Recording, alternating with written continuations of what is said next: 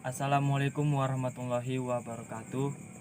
Perkenalkan, nama saya Ilham Khalik. Saya dari Prodi Pendidikan Administrasi Perkantoran Reguler A Stambuk 2019. Di sini saya akan menjelaskan penyimpanan arsip dengan sistem subjek dan sistem wilayah. Dan juga saya akan mempraktikkan cara penyimpanan arsip dengan sistem subjek dan sistem wilayah tersebut. Saya akan menjelaskan bagaimana penyimpanan arsip sistem subjek atau masalah. Nah, pengertian sistem subjek. Sistem subjek adalah sistem penyimpanan dan penemuan kembali arsip yang disusun berdasarkan pengelompokan nama masalah atau subjek pada isi surat. Dalam pengelolaan arsip pribadi, kita juga dapat menerapkan sistem subjek. Misalnya itu di rumah tangga, ada arsip tentang pembayaran rekening listrik, rekening telepon, arsip tentang ijazah, akte kelahiran, dan lain-lain. Tujuan sistem subjek. Yang pertama itu agar istilah yang digunakan untuk mengelompokkan dokumen dapat dibuat tetap dan seragam. Yang kedua, semua arsip yang bersubjek sama akan dapat berkumpul di satu tempat yang sama, dan arsip yang subjeknya saling berkaitan akan diletakkan berdekatan. Yang ketiga, mengusahakan agar arsip secara mudah, cepat, dan tepat ditentukan kembali dan dikembalikan ke tempat semula. Dalam penyusunan daftar klasifikasi subjek, masalah-masalah yang ada dibagi menjadi beberapa tingkatan, yaitu yang sebagai berikut. Yang pertama, masalah utama, yaitu masalah yang paling luas.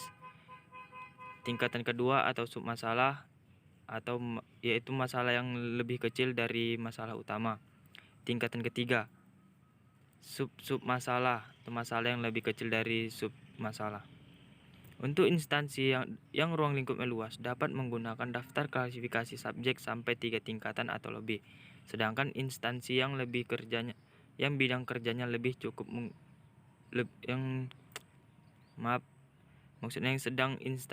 sedangkan instansi yang bidang kerjanya kecil cukup menggunakan 1 atau 2 tingkatan saja. Kelebihan dan kelemahan sistem subjek. Kelebihannya yang pertama itu mudah mencari keterangan bila perihal saja yang ingin diketahui. Yang kedua, dapat dikembangkan dengan tidak terbatasnya judul dan susunannya. Kelemahannya itu pertama, sulit mengklasifikasikan apabila terdapat aneka ragam perihal yang hampir sama padahal berbeda satu sama lain. Kurang cocok untuk bermacam jenis surat.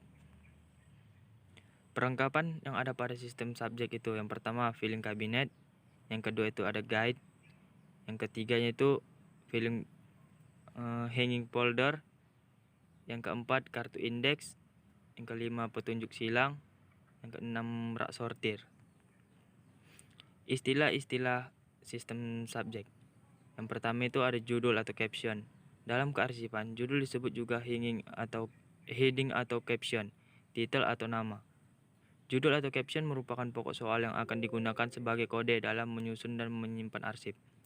Yang kedua, indeks. Merupakan daftar atau tabel yang berisi susunan pokok masalah atau heading dan sub pokok masalah atau subheading, atau sub-sub pokok masalah atau sub-sub heading yang disusun menurut susunan abjad atau nomor atau gabungan dari abjad dan nomor. Yang ketiga itu klasifikasi. Pengelompokan surat atau naskah secara logis dan sistematis berdasarkan sistem tertentu. Jadi dalam pengelompokan atau penggolongan arsip atau naskah, dinas harus ada acuan atau patokan yang dianut, yaitu suatu yang sistem yang ditentukan oleh pimpinan organisasi atau instansi yang bersangkutan. Hal ini penting agar ada keteraturan dan kepastian. Yang keempat yaitu unit, yaitu satuan kerja pada pencipta arsip yang mempunyai tugas dan tanggung jawab dalam penyelenggaraan kearsipan. Yang kelima yaitu kode, adalah tanda atau simbol yang tertulis atau yang ditulis di atas kertas atau arsip yang menunjukkan isi yang terkandung di dalam arsip tersebut. Yang keenam itu dosir. Istilah dosir berasal dari bahasa Belanda yaitu dossier. Berarti kumpulan arsip yang mempunyai pokok masalah yang sama, yang ditempatkan pada suatu pokok masalah yang sama dan ditempatkan pada suatu tempat tertentu atau alat tertentu. Alat yang digunakan misalnya ordner, stop map, Snell Hector.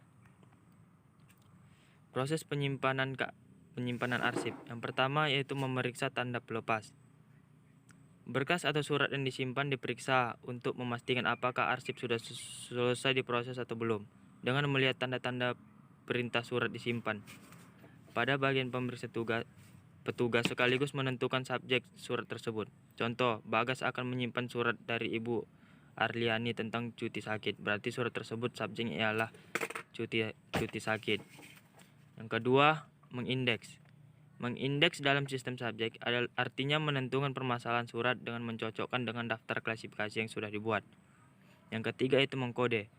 Menuliskan kode pada surat tersebut sesuai dengan daftar klasifikasi subjek. Jika daftar klasifikasi subjek menggunakan kode beberapa huruf atau angka, maka kode yang ditulis pada surat adalah kode huruf atau angka tersebut. Tetapi jika daftar klasifikasi tidak menggunakan kode, maka yang ditulis adalah nama subjeknya. Kode subjek yang ditulis adalah nama atau nomor subjek pada daftar klasifikasi dan tingkatan yang paling kecil. Yang keempat yaitu menyortir. Surat-surat yang mempunyai kode yang sama dikelompokkan menjadi satu. Apabila surat hanya satu, maka tidak perlu disortir. Yang kelima yaitu menempatkan. Surat-surat ditempatkan sesuai dengan kode surat atau kode tempat penyimpanan.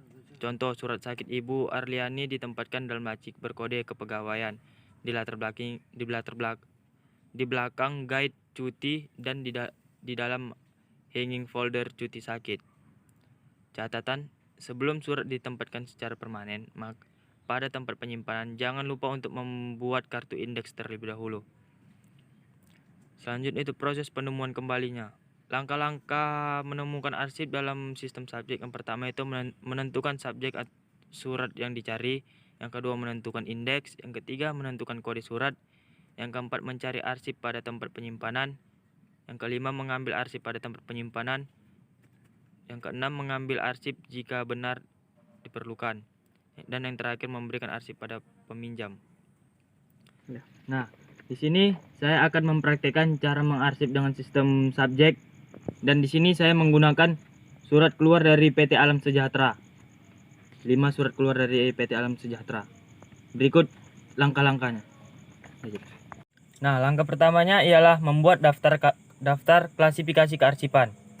Berdasarkan surat yang saya gunakan tadi, surat tersebut termasuk ke dalam surat pemasaran dengan pembagi pembantunya itu surat penawaran, pengiriman, pengadu, dan pesanan.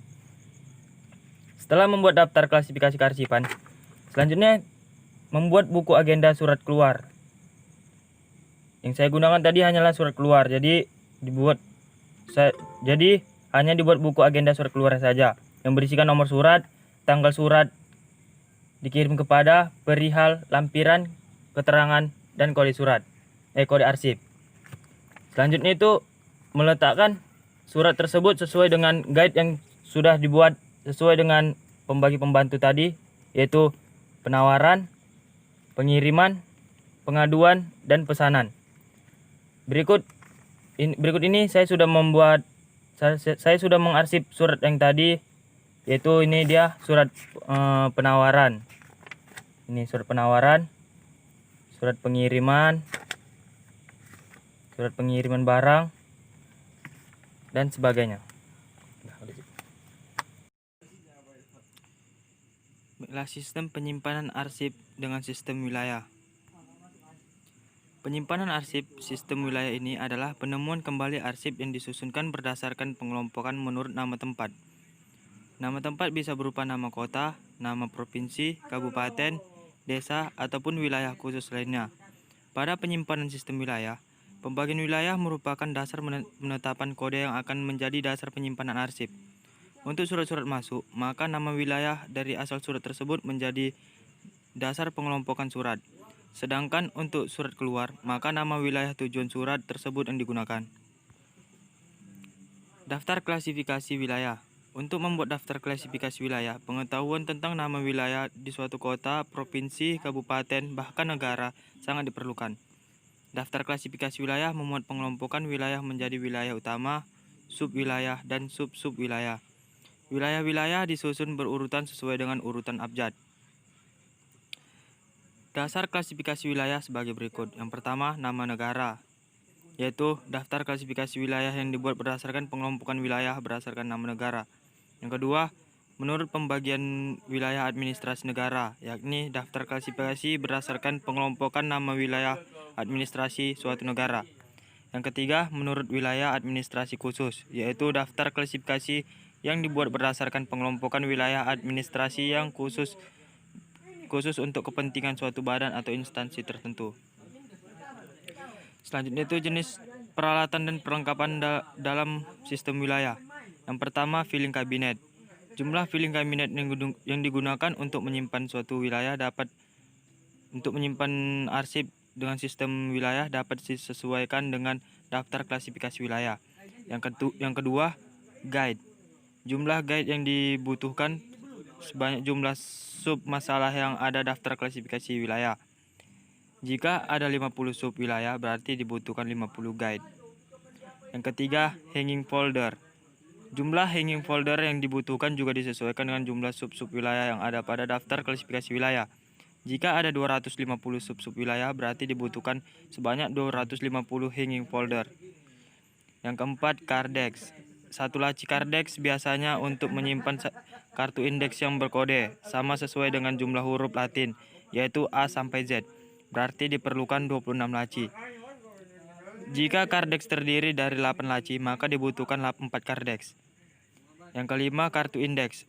Setiap arsip atau surat yang disimpan dibuatkan kartu indeksnya. Jadi kartu indeksnya jadi sebanyak jumlah arsip yang disimpan. Yang keenam, rak sortir, disesuaikan dengan kebutuhan. Untuk prosedur penyimpanan sistem wilayah dapat ditempuh dengan cara-cara sebagai berikut. Yang pertama, memeriksa berkas atau surat. Yang kedua, mengindeks. Ketiga, mengkode, menyortir, dan menempatkan. Kemudian untuk langkah-langkah penemuan kembali surat sistem wilayah dapat dilakukan dengan cara sebagai berikut. Yang pertama, tentukan judul surat yang ingin dicari. Lalu cocokkan dengan daftar klasifikasi masalah. Cari arsip pada laci yang berkode wilayah dan cocokkan dengan daftar klasifikasinya. Selanjutnya, ambil arsip dan tukar dengan lembar pinjam arsip atau lembar 1 dan berikan pada pinjaman arsip. Berikan lembar pinjaman arsip atau lembar 2 dan simpan lembaran pinjam arsip lembar 3 pada declare file. Nah, di sini saya akan mengarsip 5 surat keluar dari PT Alam Sejahtera. Berikut langkah-langkahnya. Nah, langkah pertamanya ialah membuat daftar klasifikasi sistem wilayah. Nah, berdasarkan 5 surat yang saya gunakan tadi, wilayah utamanya itu wilayah Indonesia, subwilayahnya DKI Jakarta, dan sub-sub wilayahnya yaitu Jakarta Barat, Jakarta Timur, Jakarta Selatan, Jakarta Utara, dan Jakarta Pusat. Setelah membuat daftar klasifikasi sistem wilayah tersebut, kita membuat buku agenda surat keluar. Berhubung tadi saya hanya menggunakan surat keluar saja, jadi yang dibuat adalah buku agenda surat keluar yang berisikan nomor surat, tanggal surat, dikirim kepada, perihal, lampiran, keterangan, dan kode arsip. Setelah membuat buku agenda, maka kita menempatkan surat-surat tersebut sesuai dengan guide yang sudah dibuat berdasarkan sub-sub wilayahnya. Yang contohnya ini Jakarta Barat, Jakarta Timur, Jakarta Selatan, Jakarta Utara, dan Jakarta Pusat. Ini hasil yang sudah saya arsip kelima surat tadi. Baiklah, sekianlah penjelasan saya mengenai penyimpanan arsip dengan sistem subjek dan sistem wilayah. Lebih dan kurang saya mohon maaf. Saya sudahi dengan wabillahi taufik wal hidayah. Wassalamualaikum warahmatullahi wabarakatuh.